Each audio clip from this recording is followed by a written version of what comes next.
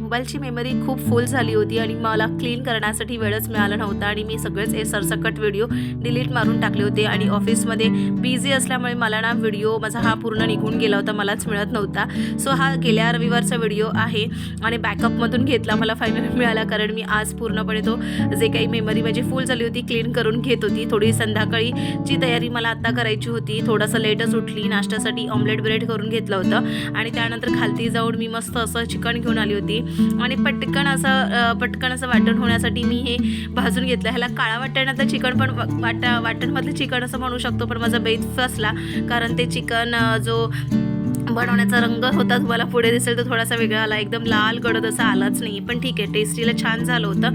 आणि पटकन का करते, कारण दीपकला जायचं होतं लवकरच्या शिफ्टला, त्याच्यामुळे पराठे चिकन ह्या दोन्ही गोष्टी मी पटकन केलेल्या आहेत कारण तो खाऊन जाईल. सो त्यालासुद्धा मी वाढून दिलेला आहे. आयश पण तिथे चीज ब्रेड खातोय आणि जाता जाता प्लीज सबस्क्राईब करा.